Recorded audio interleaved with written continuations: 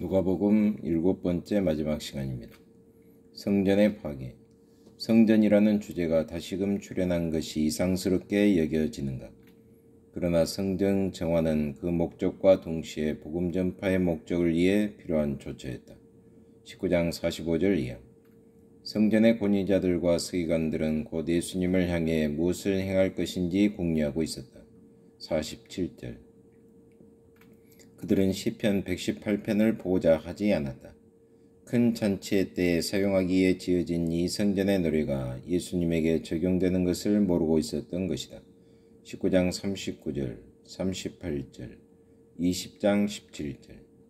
모퉁이 돌, 참조, 시편 118편 22절을 거절함으로써 그들은 결국 몰락하고 말 것이다. 20장 18절, 베드로전서 2장 4절, 7절 이하. 성전에서의 예배는 심판의식이 될 것이었다. 보응, 호세아 9장 7절과 언약적 진노, 예레미야 5장 29절, 신명기 32장 35절의 때, 즉 기록된 모든 것이 성취되어질 때가 도래하고 있었다. 21장 22절. 도래하는 하나님의 왕권은 아들을 거절한 그 집을 파괴시킬 바로 그때 돌 위에 돌 하나 놓이지 않게 할 것이었다. 따라서 데오빌로는 장차 그 영광스러운 성전이 파괴되는 것은 주님 편에서의 어떤 종류의 패배를 나타내는 것으로 생각해서는 안 되었다. 오히려 성전 파괴는 하나님의 왕국이 임하는 것의 일부분이 될 것이었다. 이스라엘이 거절함으로써 이방인들이 선택되었던 것이다. 유대인들의 정죄. 누가는 예수님께서 산헤드린, 분봉한 헤롯, 빌라도 앞에서 신문당하신 것뿐만 아니라 그가 체포되신 것을 인상적으로 묘사하고 있다. 로마 제국의 권력이 그 사건에 개입되어 있기 때문에 누가는 예수님께서 산헤드린에 의해 정죄를 받으셨다는 사실을 분명히 함으로써 데오빌로의 자연적 호기심을 만족시키고 있다. 예수님께서는 스스로를 하나님의 아들이라고 불렀다는 근거로 정죄를 당하셨다. 그렇지만 이 유대인들은 빌라도 앞에서는 예수님을 폭도요 정치적 선동가라고 고소하였다. 23장 2절, 참조 20장 20절로 26절. 빌라도는 예수님에게서 전혀 죄를 발견할 수가 없었다. 그러나 그는 포로로 잡힌 폭도 바라바를 놓아주는 대신 예수님을 죽이도록 허락함으로써 어쨌든 유대인들의 요구에 승복해 버렸던 것이다. 23장 25절. 따라서 예수님께서는 바라바와 같은 죄를 저지른 두 강도 사이에서 유대인의 왕으로서 십자가에 못 박히셨다. 이 범죄자, 실제로 그들은 정치적 행악자요 폭도들이었다. 중에 한 사람이 예수님께 말을 건네고 그를 왕으로서 알아보았다는 기록은 누가의 복음서에 있다. 예수님께서 죽으셨을 때에 로마의 백부장 역시 그를 알아보았다. 23장 39절 이하. 하지만 이스라엘의 의로우신 왕을 거절하고 그 대신 폭도 바라바를 택했다. 이스라엘을 위한 기도. 골고다로 향하시는 예수님을 따르며 슬피 우는 여자들을 향해 예수님께서는 예루살렘의 딸들아 나를 위하여 울지 말고 너희와 너희 자녀를 위하여 울라. 23장 28절이라고 말씀하셨다. 예수님께서는 십자가의 무게 때문이 아니라 하나님의 성음을 치도록 되어 있는 심판 때문에 몸을 굽히셨다. 호세아 10장 8절, 요한계시록 6장 16절 17절. 그가 아버지여 저들을 용서하소서라고 말씀하셨을 때에 그것은 단지 자신을 십자가에 못 박았던 로마 병정을 두고 하신 말씀이 아니었다. 그는 역시 장차 이스라엘에게 임할 심판을 염두에 두고 계셨던 것이다. 예수님께서는 자신이 행했던 것을 예루살렘의 유대인들이 꼭 깨달을 수 있는 기회를 가질 수 있도록 하기 위해 오순절 사건 이후에 은혜의 기간을 위하여 기도하고 있었다. 예수님의 옆에 못 박힌 자에게 낙원의 입장을 약속하신 것은 동시에 이스라엘의 열심당원에게 칼로서 낙원을 추구하는 것을 멈추고 너무 늦기 전 참된 메시아를 인식하도록 하는 호소였다.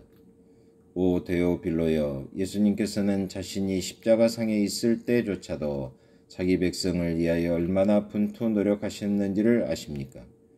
오늘날 예수님을 실제로 정치적 혁명자였다고 주장하는 자들은 복음을 부인하는 자들이다.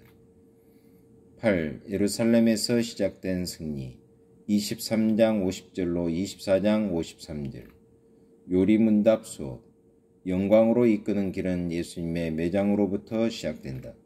사내들인의 한 회원은 예수님의 시신을 내려 장사 지낼 것을 허락해 주도록 빌라도에게 요청하였다. 갈릴리 여인들이 역시 왔다.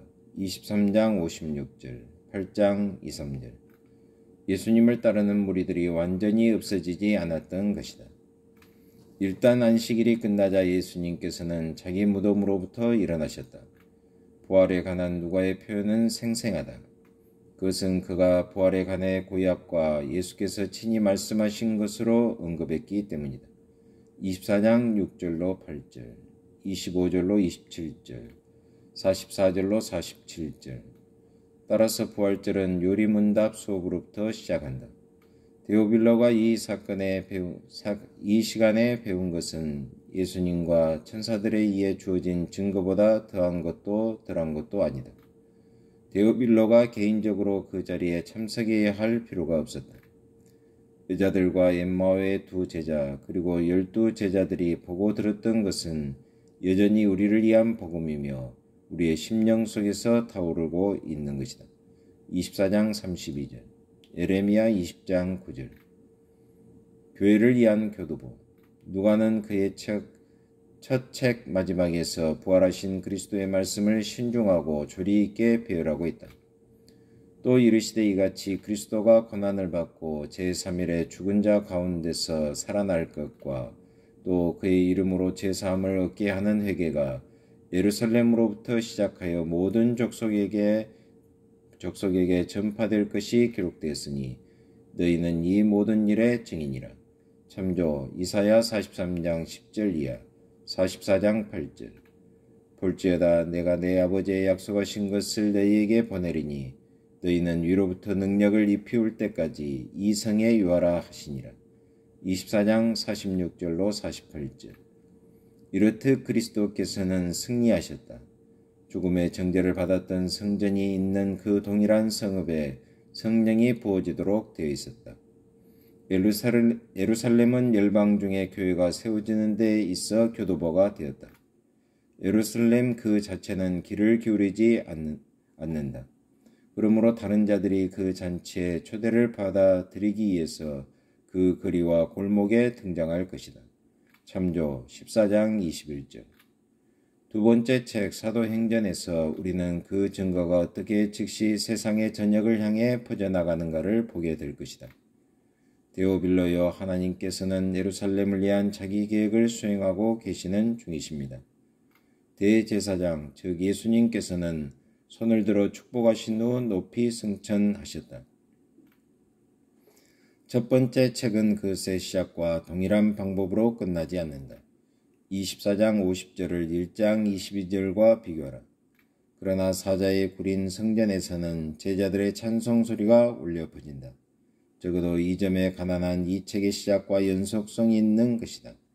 24장 53절을 2장 28절로 38절과 비교하라. 하나님 아버지 참으로 감사합니다. 7차례에 걸쳐서 누가복음서를 배우게 하심을 참으로 감사합니다. 누가복음서에 나타난 예수 그리스도를 통한 하나님의 위대한 경륜을 저희들이 찬양하며 오늘도 하나님과 동행하는 하루의 삶이 되게 하여 주옵소서. 예수 그리스도의 이름으로 기도옵나이다. 아멘.